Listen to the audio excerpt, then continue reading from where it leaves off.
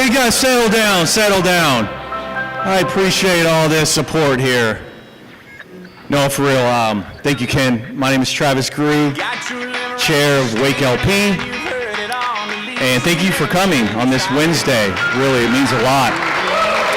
I just want to do something real quick. If you're a candidate, a current candidate, doesn't mean you're a libertarian candidate. If you're a candidate at all, stand up. All this support here. There are a lot of activists in this room right here. Look at that. Chair of WakeLP. Now, if you've ever run for office, stay standing. If you've ever run for office for anything, also stand up. If you've ever run.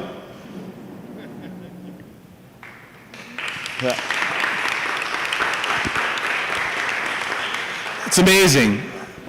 I can guarantee it that everyone in this room is here because you care about what happens out there. Am I right? This is why we're here. And as libertarians, property rights mean something. Property rights are everything. Without property rights, you don't have anything. You own yourself, you own your body, you own your property. So what happens or what doesn't happen on your property is 100% your business. But what separates libertarians from the duopoly is we actually care about other people's property rights. We do not want to infringe on other people's property. So as fun as it sounds, you know, having your friend's hardcore death metal band playing at midnight at your party on your back porch sounds fun, right? But it's rude. You know, another example is having a leaf blower class at 7 a.m. on a Saturday morning. It's just rude. It violates the non-aggression principle for all those, you know, leaf blowers going on. It violates, you know, your neighbor's privacy. So property rights are a big deal. And without them, we don't have anything. You own your body too. So, yeah, my body, my choice. I completely agree. And it goes for abortions, it goes for the vaccine, it goes for medications, it goes for drugs, it goes for anything you choose to put in your body as an adult. It's no one else's business. It can't be just one-sided. My body, my choice. It's a big deal. We're not the morality police. So Raleigh is one of the fastest growing cities in the nation.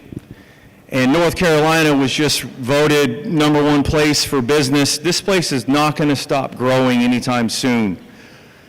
We have a housing affordability problem. And we're going to get into that tonight. And I appreciate the guest speakers. We have a very amazing night for you and some amazing speakers. And I want to thank the speakers ahead of time. And I'm going to bring up my friend Dave Ulmer to introduce our speakers and let him take it away. Thank you, Dave.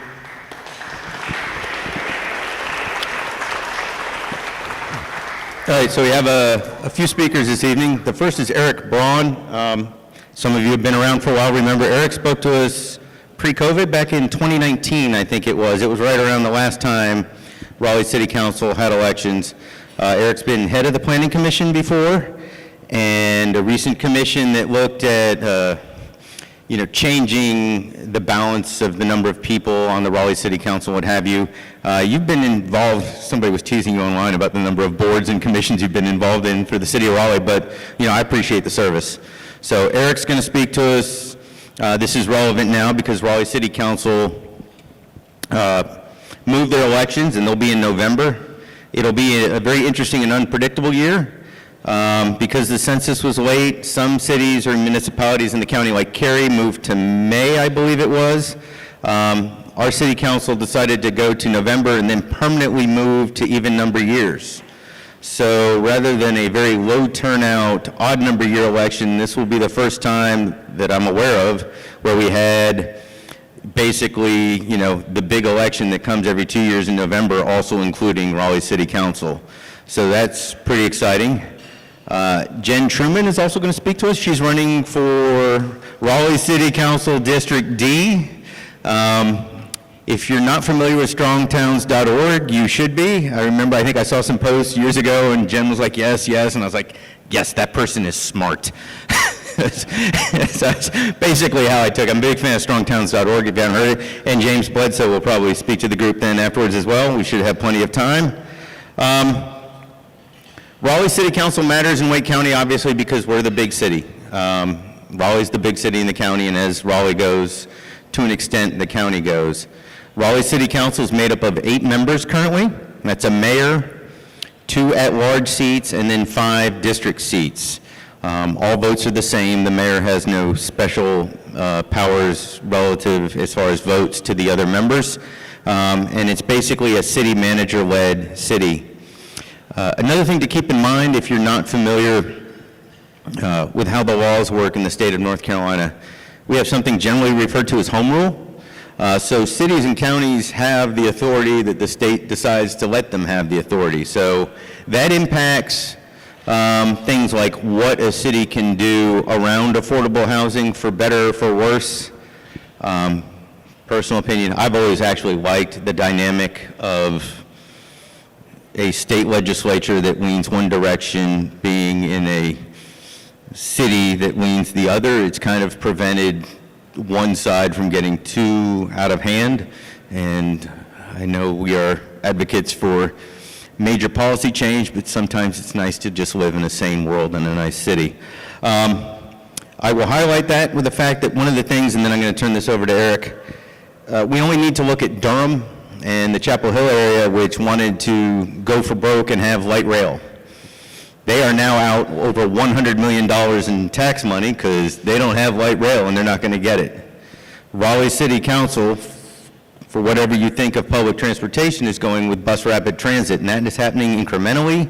That is using existing road infrastructure, and it means if you make a mistake as you're doing it, you can, if not undo it quickly, you can at least undo it down the road at much less cost, which, if you're somebody that cares about tax dollars, again, I know libertarians like to say taxation is theft, but if you believe that, then it matters how much they steal, right? And so if they steal a little less and you save a little bit of money as a taxpayer, that's a good thing. You know, local matters. I hope more libertarian-leaning people consider running for city council in the future. Do note, though, city council is no joke. It's not like Congress where you can just believe something. We have plenty of people in Congress who know nothing but believe lots of stuff. It's very different at the city level. You actually have to know, you really should know how it works to be effective, because a lot of things just don't matter. And I have found at the local level it's a lot of fun, because there are people who I probably disagree with on national issues where we're right in sync. You know, the rah-rah aside, it's nice to have a council member sometimes sitting there during, like they did in one of the last meetings, and go, just remind the group, we need to remember that this is private property, that we're trying to tell somebody what they have to do with it. And that was not from a fired up libertarian, that was from a fairly left-leaning, or at least center-left Democrat. And that's good stuff. That is exciting stuff for me when we all kind of view the world that way, because, yeah, can't be top down. With that in mind, Eric?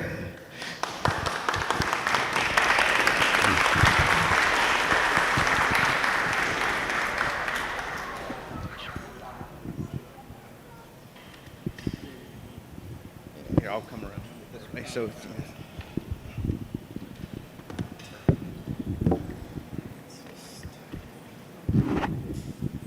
hello. Hopefully I'll keep this close enough to my face. Everybody can hear me okay?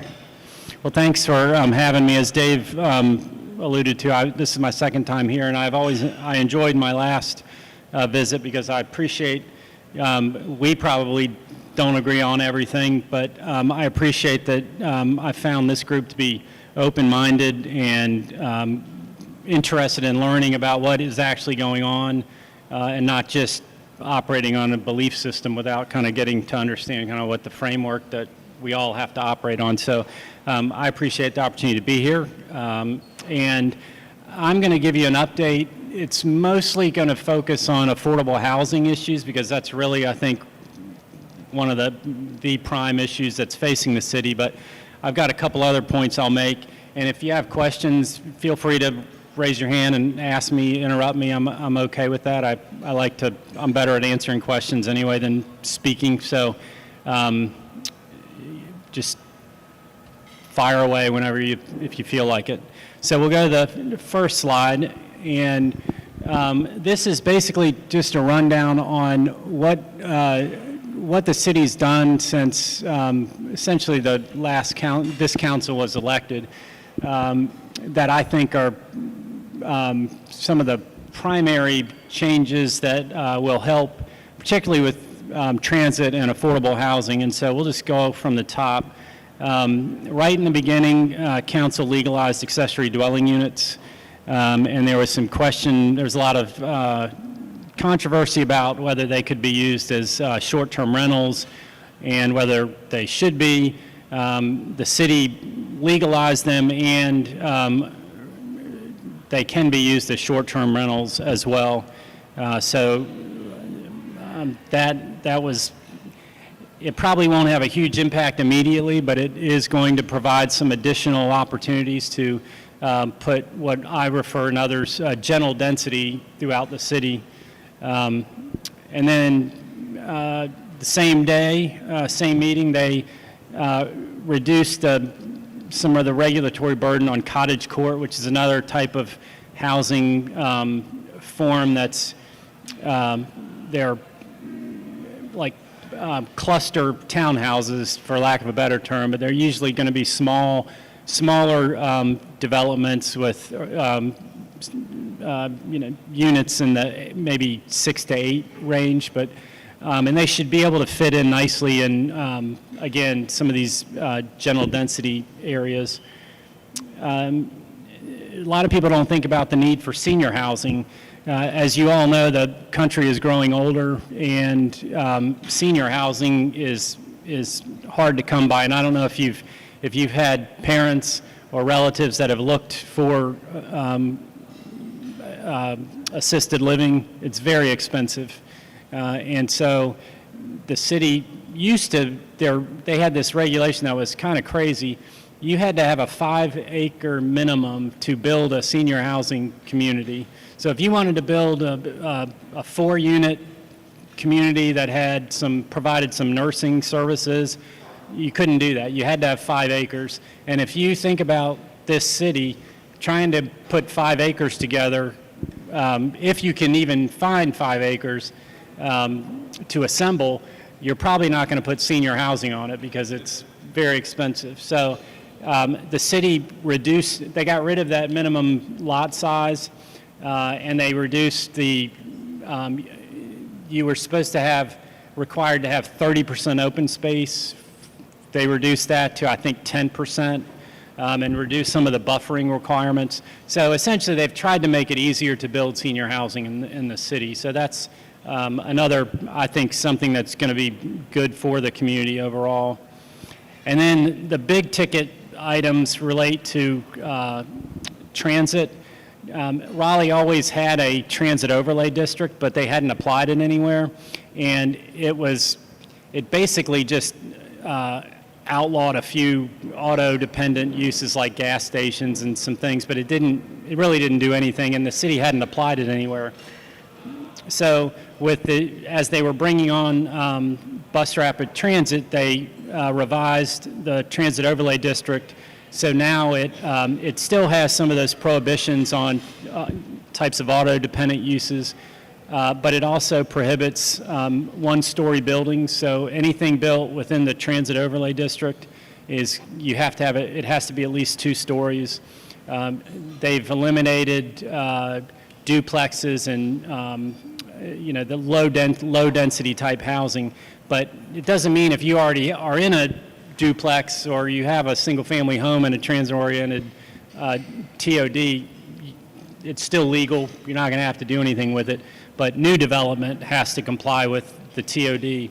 The TOD doesn't change your underlying zoning, so it's an overlay district. So where they apply it, it will be an additional set of regulations, but it actually is making it easier to develop density. So it has density bonuses, it's got height bonuses, it's got incentives for affordable housing. So if you're going to put a certain percentage of affordable housing, you can go higher in the development.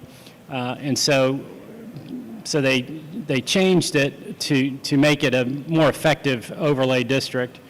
And then in March, you may have seen, it's interesting, I don't think Raleigh does a good job of advertising what it has done. Back in March of 2021, they enacted a policy that prohibited what's called source of income discrimination. And what that means is if you're and I want to be clear because there's some misinformation out and about, Section 8 vouchers, they're called housing choice vouchers.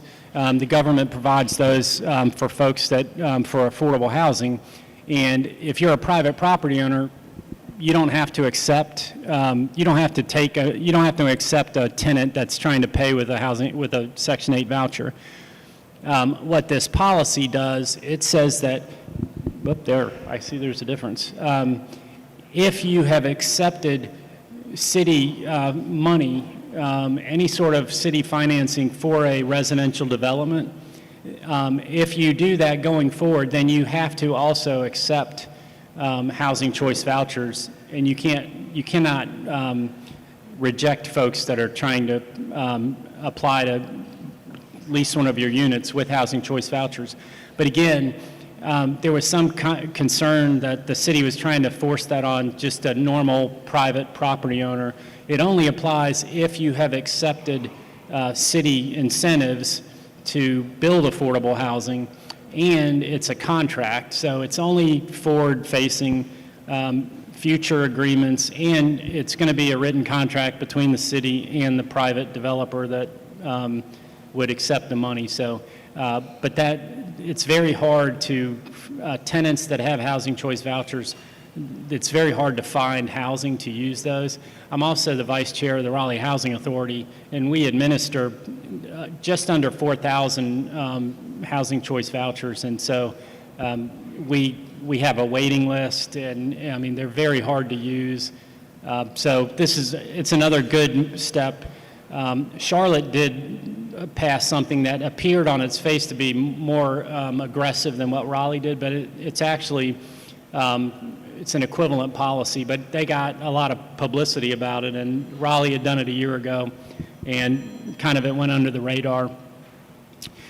And then some of the other ones, these are big ones. They enacted what's called Missing Middle 1.0, and that essentially, some people say they tried to cast it as banning single-family zoning, and that's not the case. What it essentially did was it allows you to build duplexes and triplexes in what used to be single-family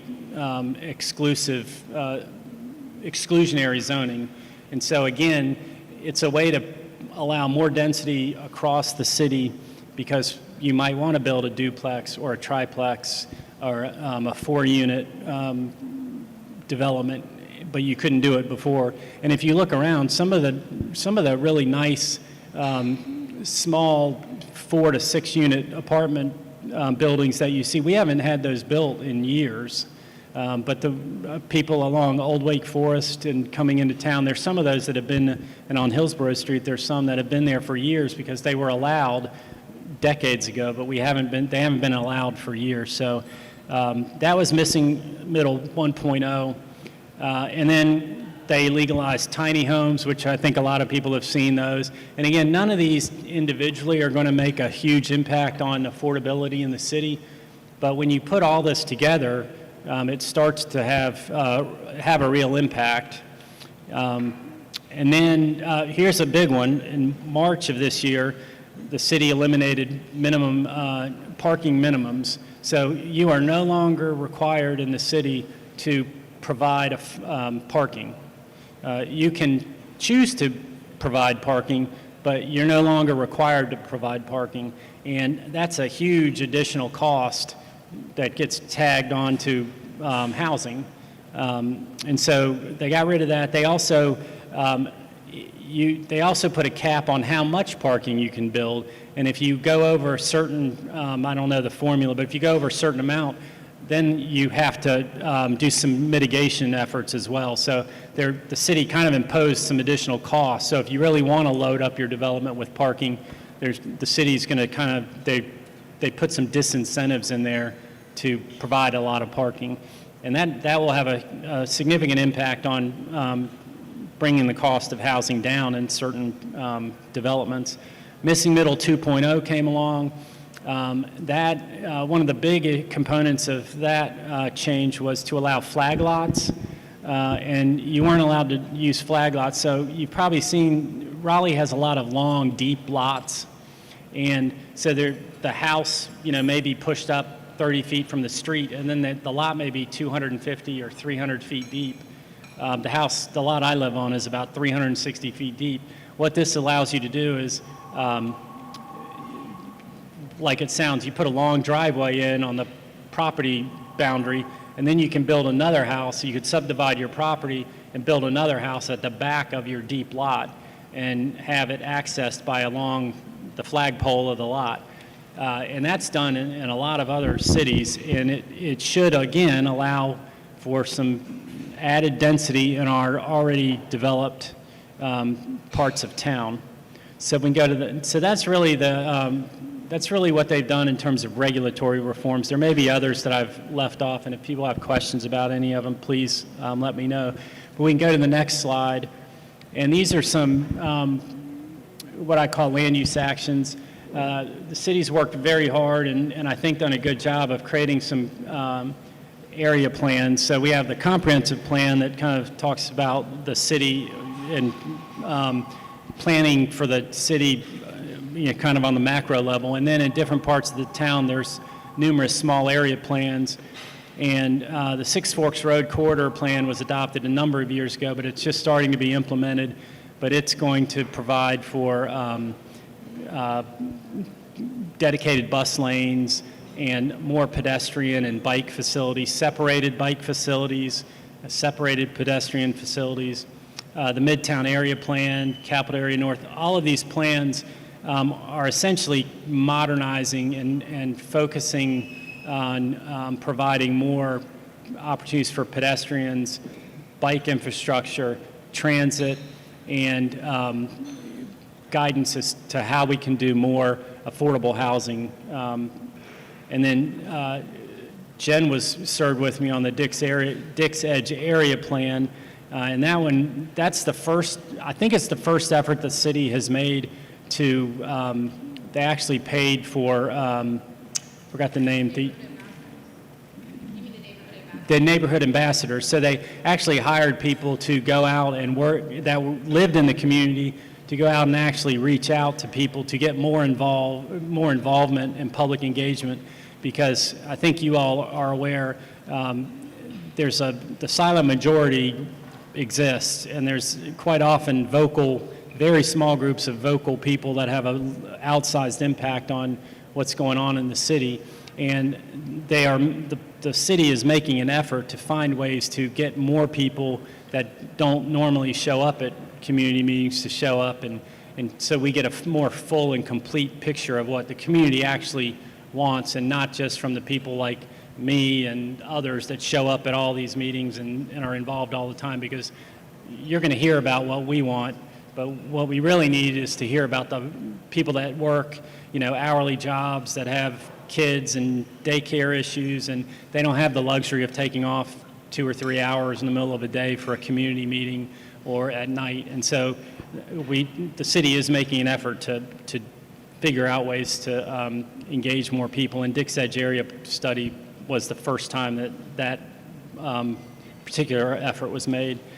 And then the city is rezoning some of their property, city-owned property, and upzoning it so that it becomes more attractive for mixed-use development and affordable housing. And then what they do is they do an RFP process, advertise it and they dictate what they want to see on the property, and let private developers and nonprofits bid on the property and evaluate their plans. and then they decide what they want to accept, and they sell the property or lease it and for development that is more aligned with what the city's growth plans are.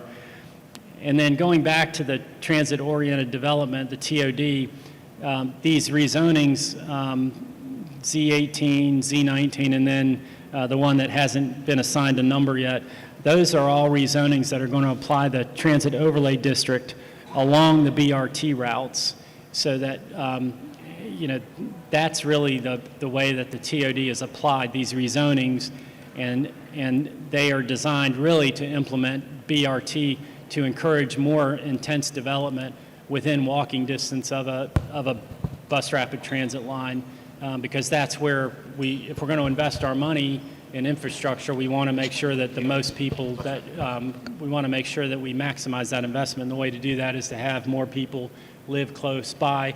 That also can lower, it actually gives people the opportunity to have more disposable income. If you actually have a transit system that runs on time, gets you where you want to be, you might not need 2 cars in your family. You might only need 1 car. And so while the city can't dictate minimum wages and things like that, these types of things can give residents an opportunity to have more disposable income with, by other means. And so then let's go to next slide. As I said, they're selling property for affordable housing. They've been upzoning it, and then they'll sell it. They purchased a hotel for emergency shelter and transitional housing, so people that, for whatever reason, lose their current housing, they don't have anywhere to go. This hotel is going to be an opportunity for the city to help people while they're in some sort of housing instability, so they're not homeless. The $80 million bond, I think everybody knows that was the largest bond that the city's, and thankfully the community voted for it. But that bond, it's not just money sitting out there, so the city has to deploy it, and they sell the bonds over time. And some of the uses that they have already committed to for the money, $16 million is to actually acquire property within transit BRT lines so that the city can actually control it, and will be able to determine what goes on there, and mainly to be used for affordable housing. 12 million of that is for the city to actually use, and 4 million is going to a fund that the county set up that's going to be administered through the self-help credit union, so that the county is going to add money to that pot for the same purposes, to acquire land that will be used for affordable housing. Raleigh agreed to a partnership with Campbell Law School for $300,000 to help low-income folks with eviction representation. $3 million of the bond money went to Healing Transitions. They're doing a major, I don't know where it is, I'm sure it's either, it may be done or it's in process, to expand the number of beds that they are able to accommodate. Most of you know they treat addiction, and a lot of folks a lot of their clients are homeless or face housing instability as well. And so that's where some of the money went. They've expanded the community engagement office. I know most of you are aware the city stopped financially supporting the CACs that was one of the first actions the city council took. And it's taken time, but they have been developing new ways to, and new approaches to community engagement. And one of them is they created a new department of community engagement, hired the first director, and have, I think this will make 5 positions for that department. And it's a long-term process to restructure how Raleigh does community engagement. But I think at the end of I think if we are patient, we're going to have good results from that effort. As part of that, they also, just last month, they appointed the first community engagement board. Some people think that is a replacement for the CACs, like the super CAC. But what it really is designed to do is it's going to give the city guidance on all of their engagement efforts. The city has, multiple ways they need to involve the community. Every department, whether it's the utilities department, the leaf collection people, all of that. And so they're going to be overseeing all the city's engagement efforts. And the zoning and land use and that CAC is just a small component of that effort. And then, Eric. yeah. Wow, that's way too loud. I'm sorry. Oh. The question came up on this side, so I just want to point out quickly, what the city of Raleigh got rid of was the citizen advisory councils. So these had gone back to the early 1970s. People would just show up and voice concerns, and they would often get involved and have votes, although they were non-binding, around housing issues. So there were some smaller CACs, which were pretty stable and well-run, and they weren't an issue. One of the reasons they went away, or at least this council got rid of them, is there were some that were very large because they had never redrawn them since 1971. And in the opinion of some, they had become basically anti-housing groups, at least around major rezoning. So that was the history of the CACs, you asked. So if you weren't involved, you heard a lot of people back then, when they did this in 2019, say that Raleigh City Council was anti-engagement and not listening to people and what have you. And it was really a decision to listen to others than some personal flavor here. It was a decision to listen to others than just older white homeowners who didn't want change in their neighborhood. So. Yes, that's a pretty good summary. And really, it is very difficult. I don't know how many of you, have you been to some community meetings on area plans or zoning cases or anything? It is very difficult to get the people that we really need to hear from to come to these meetings. And to be honest, it's usually, the people that show up most of the time are homeowners, typically white, often retired, and that's one perspective, and that doesn't mean that those folks and their perspectives are not valid and shouldn't be considered, but there are a whole lot of other people that live in the city that have other concerns and issues, and the city really and cities across the country struggle with how do you get a broader spectrum of people to participate in these types of meetings and decisions, because we want to hear from more people across varied socioeconomic backgrounds and not just wealthier, older homeowners. So other actions, we can go to the next slide, and I'll be real quick on these. Social district on Fayetteville Street, that's just something that I think is kind of interesting. Fare free transit, the bus line, it is free again through, it started out because of COVID, and the city has agreed to keep it fare free through 2023. They also just provided, and you can apply for these loans now, or the program, they provided $4 million to a new organization called Oak City Business Labs that's supposed to help support small businesses in the city. They have a equitable transit-oriented development guidebook, which is kind of the playbook for all the city decisions to, again, try to broaden out participation and who we hear from. I think, do you have questions? Yeah, I'm working.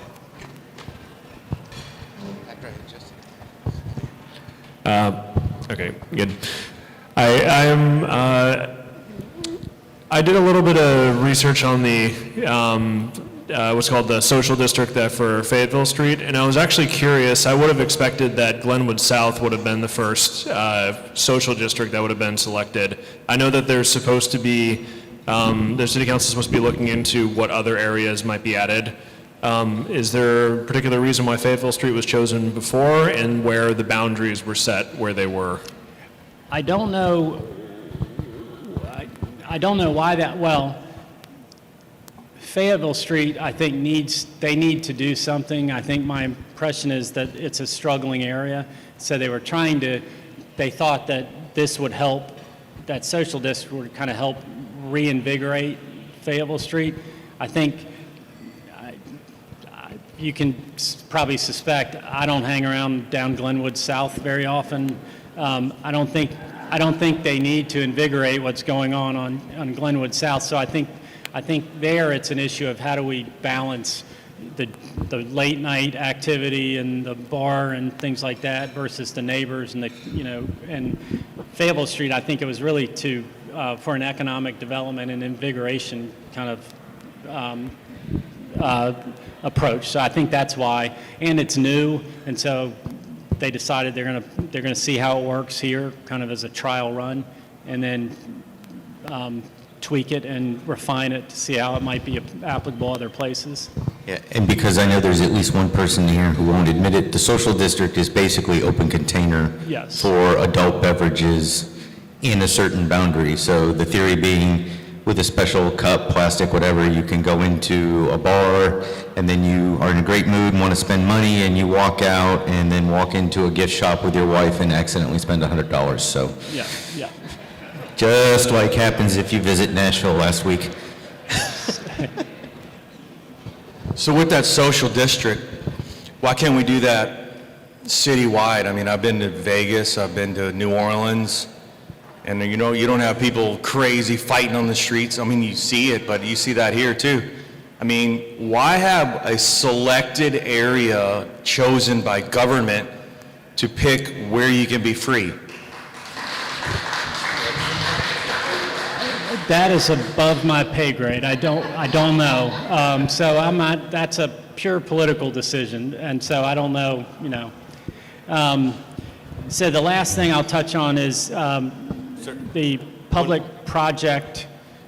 Oh, I'm sorry. Go ahead. Sorry. It's not a social district question, okay. but related to the transportation, I'm just wondering what sort of measure you guys were using to discern or determine how much more transportation. I know you said, I think it said 20 miles of additional like BRT route and everything. What is the usage right now? And then what sort of metric of success would you guys be adhering to when it came to how much usage is a success? Well, I am not a transit rider or an expert, but what I think the problem with transit right now is our transit system, though it's improving, isn't robust enough to get people easily where they want to go. And so I think ridership is probably lower than most people would want it to be. Jen, I know you're a transit rider. Yeah. I sit on the Raleigh Transit Authority right now, and holding this closer so you can hear me. The BRT lines are selected from the most frequent routes of the buses right now. So if you go on the South Saunders bus on the number 7 or the number 1 up Capitol Boulevard, they're full. And that's in the height of a pandemic when buses across the country are struggling. We're at about 90% of our pre-pandemic ridership across the system. Those particular routes that are on the BRT corridors are the most high performing and always have been, and they bounced back as quickly because people that have to go to work and take their kids to daycare like I do on the bus and things like that. So the BRT, though, is funded by the Wake Transit Plan, which was voted on by the voters, and is a 10-year plan to bring bus rapid transit, commuter rail, and increased frequency across the system. There is an update in progress right now, so there's been some feedback this year because sales tax, which funds the Wake Transit Plan, was decreased during the pandemic. There have been some adjustments to the timelines, but the plan itself is still intact, and so the increase in miles in the BRT is moving forward from the Wake Transit Plan.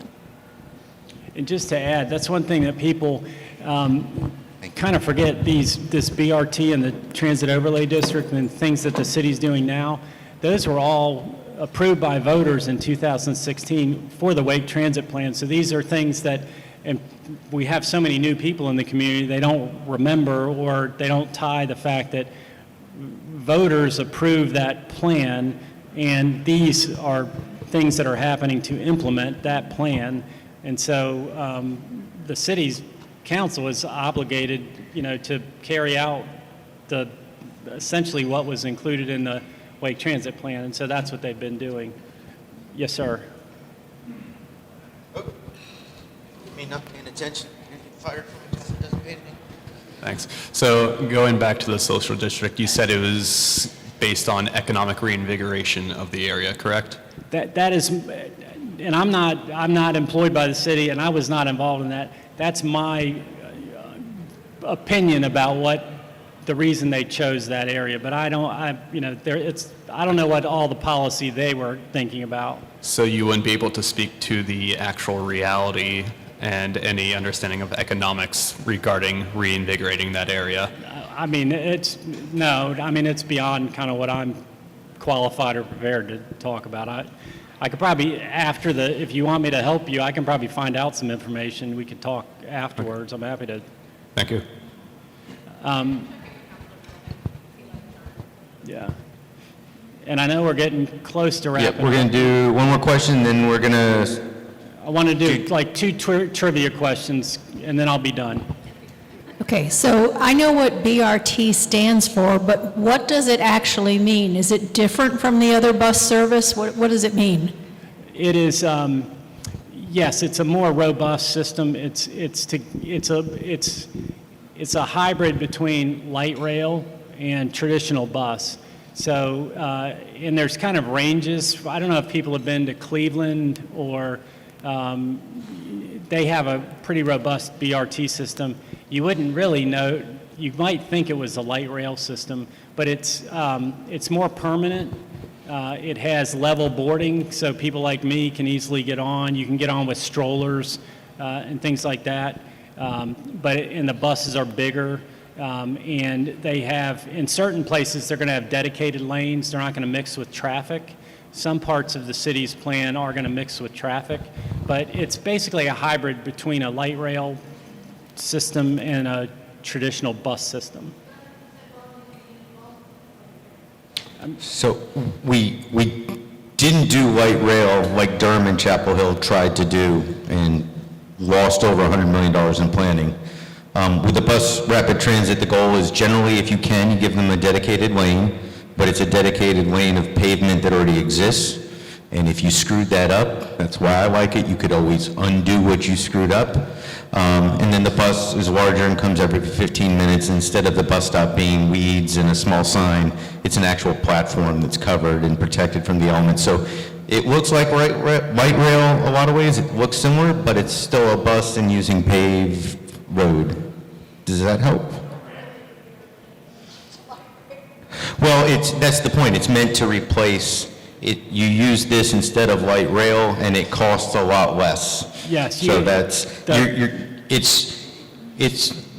Raleigh took and Wake County took a lot of heat because it's not good enough. It's not light rail. Well, it's a lot less money, and if it doesn't go well, it's a lot easier to stop halfway through and go, wow, we're doing something really stupid and should probably adjust, which as a taxpayer for me, I to give government the opportunity to kind of adjust fire as needed. And it is more flexible. So I'm going to move on real quick just to give you an idea. How many people, just take a guess, how many single-family detached homes do you think were permitted in 2020 in the city of Raleigh?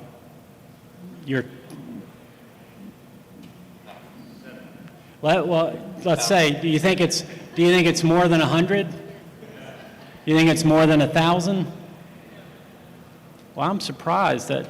So in 2020, there were 584 single-family homes permitted. To give you a comparison, in 2007, there were 2,462 single-family homes permitted.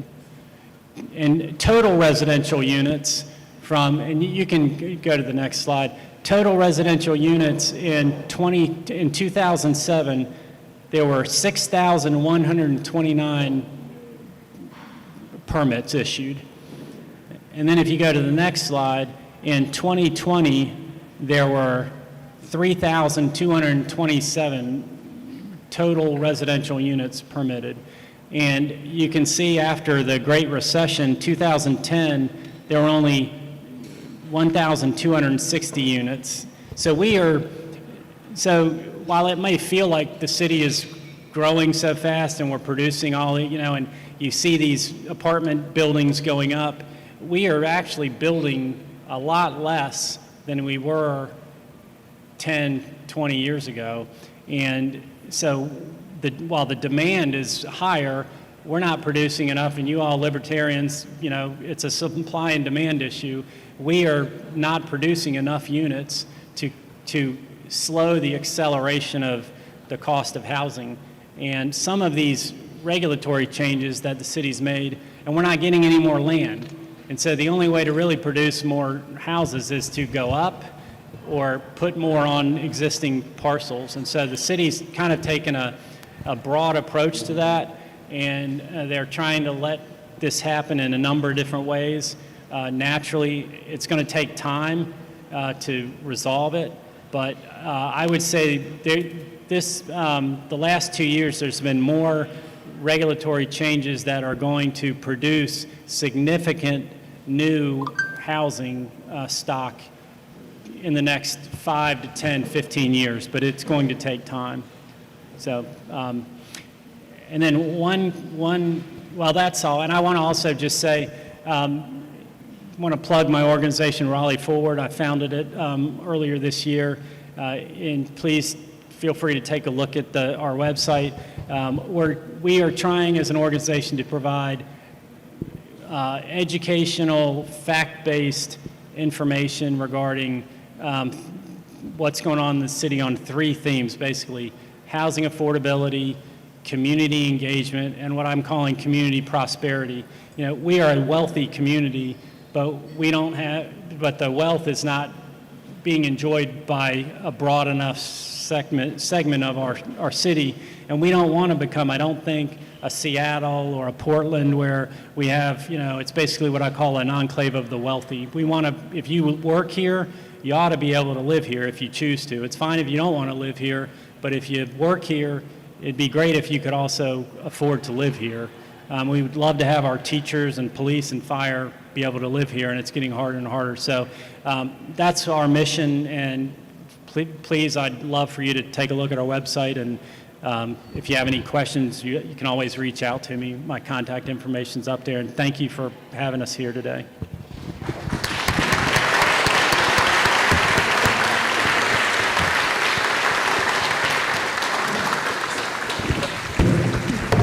Sorry. No, thanks. Work out well, WakeLP. Jen Truman, everyone.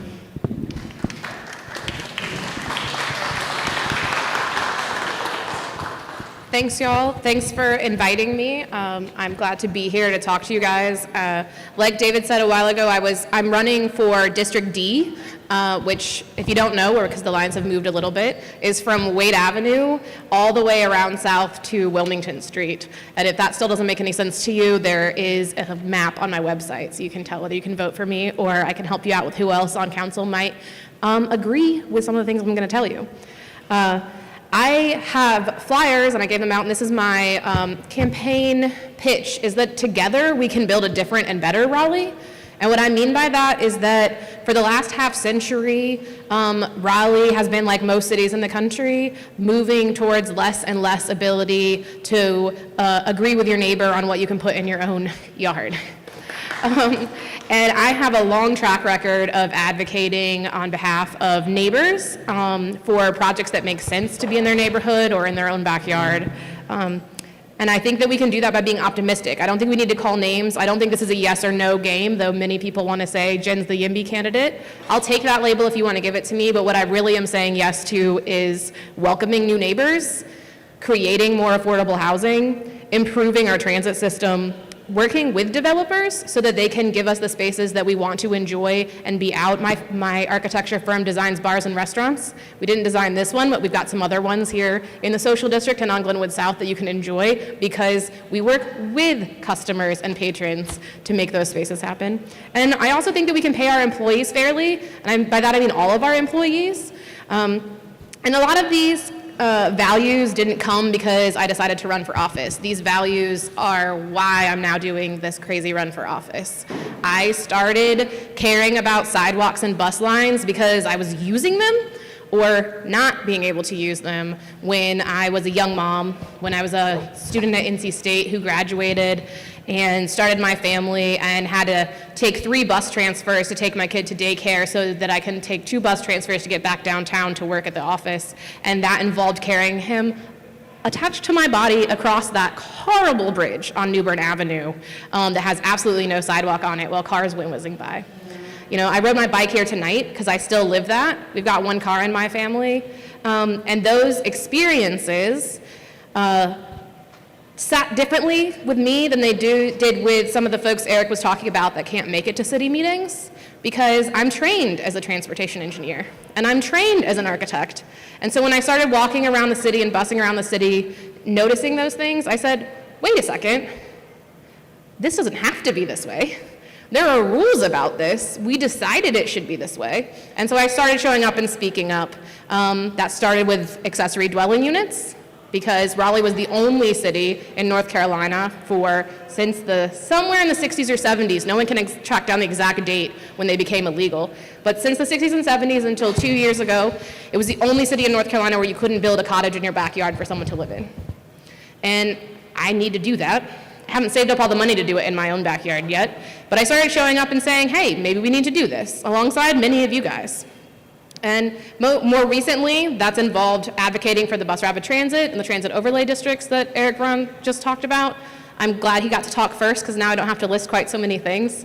But most recently, at the last meeting, it meant standing up even when no one else wanted to say that we do need a bus rapid transit line on Western Boulevard, because what we have right now doesn't serve our residents enough. And it also meant advocating for what we call accessory commercial units. I know we're talking a little bit about housing tonight, but I think that one of the ways that we make housing more affordable is we let people use their houses to do what they want with them. If that means run their business out of their house, that means run their business out of their house. And so I actually started petitioning at the beginning. When this council came online, I came in with a couple of public petitions, one for urban agriculture, to let people have farms in their own backyard and sell produce from their front yard. We were able to get the produce stands passed. We're still waiting on a funding for a study for looking more comprehensively at the food policy and the rules against farming in the city. And the other one was in partnership with Tiny Living NC for tiny homes. And the reason that we now have some legalization of tiny homes on foundations, which does not include tiny homes on wheels. That's my #1 goal when I get into office, is to get tiny homes on wheels legal back in Raleigh.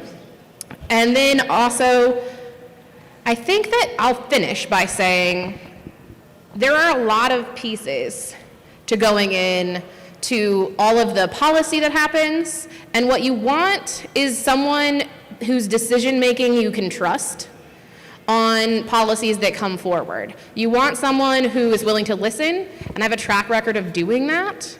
And you want someone whose opinion you can trust to say, yes, this might be a good idea, but let's get it right. Let's talk about the details, let's get into the impacts it might have, and let's hear from everyone in the community about what those impacts are. So I'll stop there, other than to say that David mentioned this election isn't an even year, which means you saw how many people are running for office this year, but it means that we have to reach many, many more voters this year. And that means we have to raise many, many more dollars this year. So if any of the things that I said tonight resonate with you, if buses and transit, walkability and housing matter to you, and you want to help support my campaign, even if you can't vote in my district, I would appreciate a financial donation. You guys got my website, you know how to find me. I would love to talk to any of you guys tonight.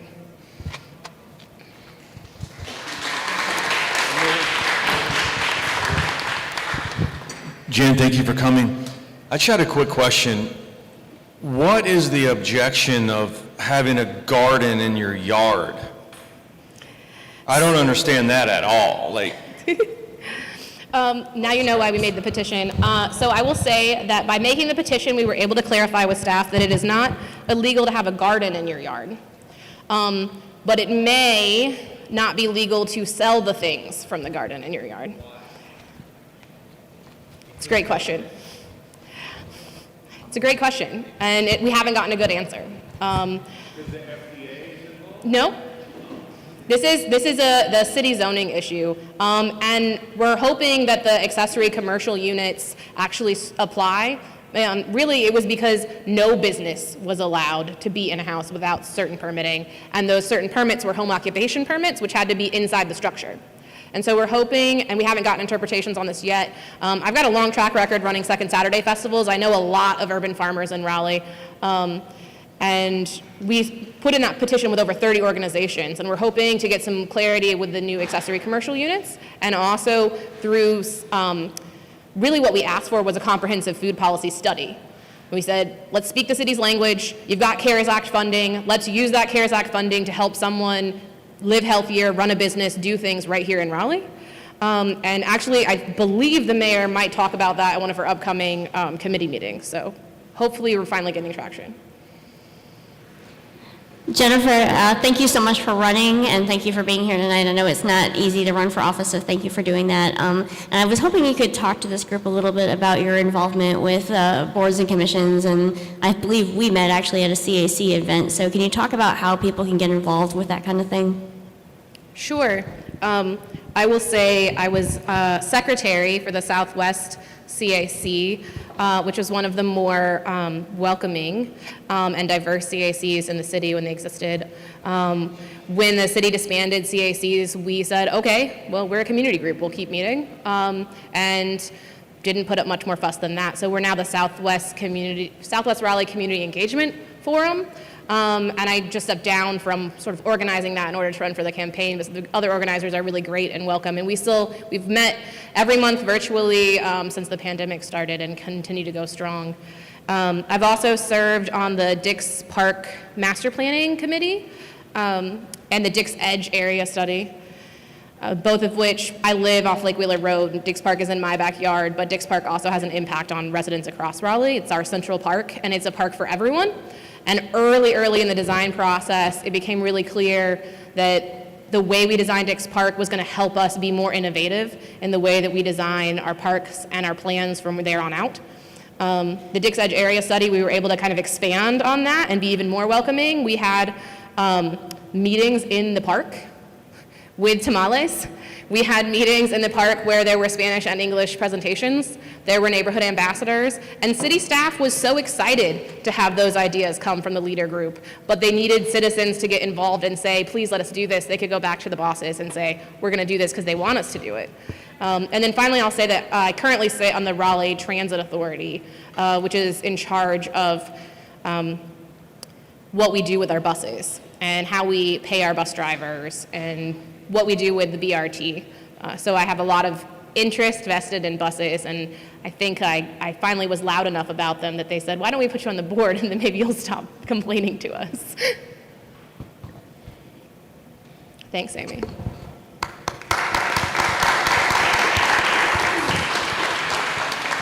Awesome, thank you.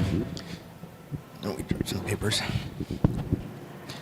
So before I let James come up and speak for a few moments, I just want to touch on, because this is where sometimes, you know, especially with this group, where we tend to do what we want to do.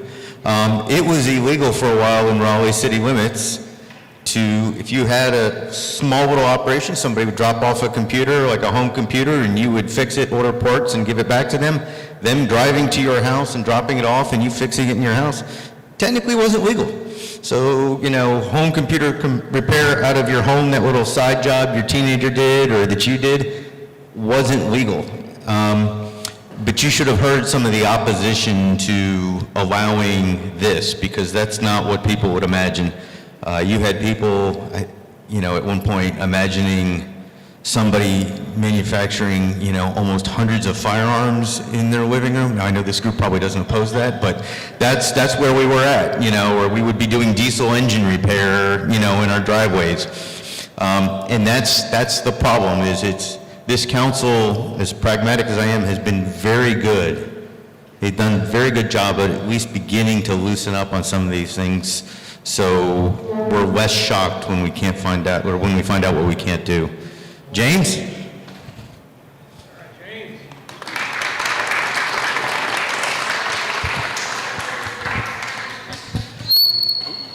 My apologies, everybody. Hi, I'm James Bledsoe. I'm running for Raleigh City Council at large. So if you live inside the city of Raleigh, you can vote for me.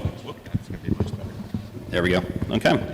So a little bit about me. If my name sounds familiar to you, in 2019 I ran for at large, but 2 weeks after I filed, the Army said, hey, you can't run for office anymore. We're going to send you off to Syria and Iraq. So if you're wondering why it is that I didn't have too many events in 2019, that's why. I was literally campaigning out of a tent in Iraq and Syria. So about me, again, I'm in the United States Army until July 1st when I was told that, hey, you're going to be part of 60,000 guys that are no longer going to be in the service because you didn't get the COVID vaccine. So I'm dedicating a lot more of my time here now to the city of Raleigh, but enough about that. The first thing I want to let you know is that I'm going to be donating half of my pay, if elected, to students of Raleigh for STEM and also the trades. I feel like giving back a lot of my pay towards to the city is, really beneficial. I mean, education has certainly taken a fallback in the last few years. You can see that in the education stats that have been released. So I will be donating half of my pay to a random scholarships, I should say, to Raleigh students. Jen, you brought up a great point about what we can do with our housing. Jen and I agree a lot on housing. What you do with your property is up to you. I don't want to stand in the way of that. I want you to be able to do what you want with your property as long as it doesn't infringe upon your neighbor, doesn't hurt the environment. You do what you want to do with your property. That being said, Eric also brought up another good point. We don't have any more land that we can go after. Unless we start buying up land for unincorporated Wake, Raleigh has a finite supply. And so my campaign has had a very consistent mantra on this: build up, not out. I want you to be able to own a business out of your house. I want you to be able to build something larger than a 3-story apartment. If you own the land, I want you to be able to do whatever you want with it. Housing is a really big problem right now. It's, as the report lists today from the MLS, housing is expected to be on average of up to $500,000 in Raleigh for single-family homes. The way that we combat that is to increase the supply. Raleigh currently has a cap at 3 stories, and I want to get rid of that. My objective in the Raleigh City Council is to deregulate housing and zoning as much as possible because you know what to do best with your property better than I do. Then moving on to that, I know this group, we're not a big fan of taxes, but also of reckless spending. I'm very conservative with what I want to do with the Raleigh budget. I don't agree with the new positions that have been created in the past 2 years. I actually want to remove $3 to $7 million worth of positions from the budget for positions I don't think that should exist in the first place. Right? For most of you that don't know, I'm a very fact-driven person, so I have some numbers to throw at you. We are the 4th worst paid metro for first responders in the entire United States.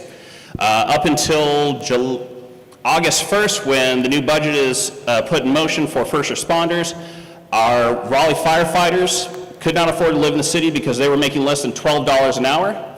They did not fit with the Raleigh City Council budget for a minimum wage of $15 an hour.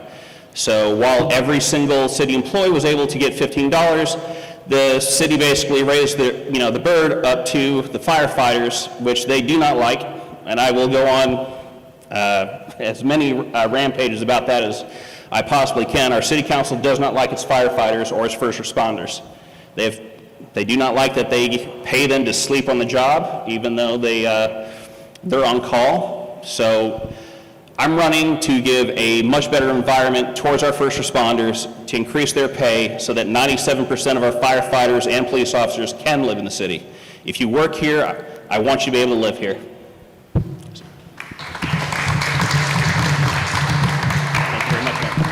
Thank you for running, James. It's a good point. You shouldn't have to drive an hour to go to work because you can't afford to live in your city. That's just kind of more expensive, especially with gas prices the way they are. If you work in Raleigh, you should be able to live in Raleigh, and unfortunately a lot of people can't because they can't afford it. So it is a supply and demand issue. We need more housing, and we should go up because it's the only thing we've got. And I just appreciate the speakers. Thank you, Eric and Jen, James. Appreciate everyone coming out. I just have one thing to say. Please take care of the wait staff and the bartender. This place has been really, really good to us. So let's be good to them, please. And also, we're here every week, so if you ever want to come hang out, we're usually on this side, just at a table. Come find us.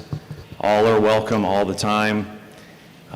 We don't always talk about politics. We talk about everything. So you don't have to be a libertarian to believe in freedom and liberty. It's ridiculous for anybody to think that. But here at WakeLP, property rights are everything. And if you disagree with that, you have a problem. So anyway, you guys have a good night. Tip your bartender. Thank you.